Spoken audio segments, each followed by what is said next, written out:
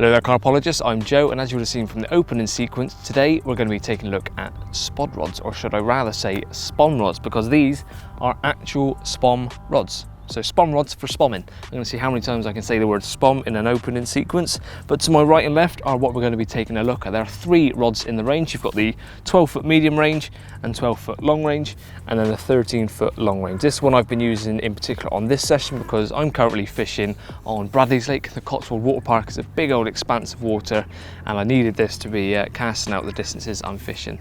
Not on massive distances.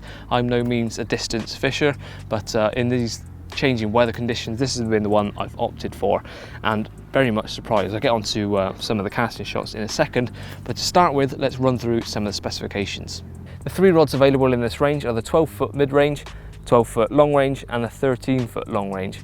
That's the only differences really, because everything else has been kept the same throughout. To start with, you've got a 18mm Fuji DPS reel seat, so it'll fit a whole manner of different reels. I'm using an EOS 12,000 at the moment, no problems. But if you want to go even bigger with really big bits, absolutely no problems whatsoever.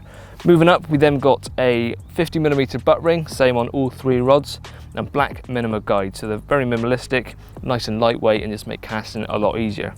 Now the rods themselves are made of ultra high modulus carbon with an interlaminar resin and a multi-directional nanofiber. Does that mean anything to you? Because it doesn't mean a lot to me, but having used these for the last 2 days, I can tell you one thing, that all of those words probably means that they're good rods, because I've enjoyed using this. I've been using a 13-foot model this last couple of days, and one of the main things I've taken from it is how light it is to start with. I'm not feeling like it's effort having to cast it out, because I've used rods before where every single cast feels like you're shifting a massive block of wood or something. Not the case, and it's quite responsive. You can still feel the spring in the tip. It's not like whacking out a broomstick, but it is very accurate. The tip springs back to the straight position very quickly, so casting out minimum friction.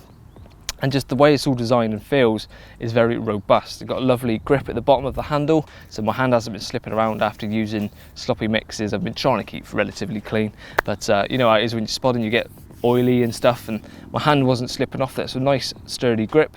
And then the graphics of the rods themselves are quite nice as well. We've got the Spomb logo just above the base of the reel seat, above the reel seat, sorry, and another one down by the base of the handle. Then moving up, a little fleck of red around the spigot, and that's pretty much it. The rest is gloss black around the whippings of the eyes, and a lovely matte black finish, or matte sort of finish to the weave on the main blanks themselves. So they look pretty smart. I know spomb rods need to just serve a function, but they look good as well.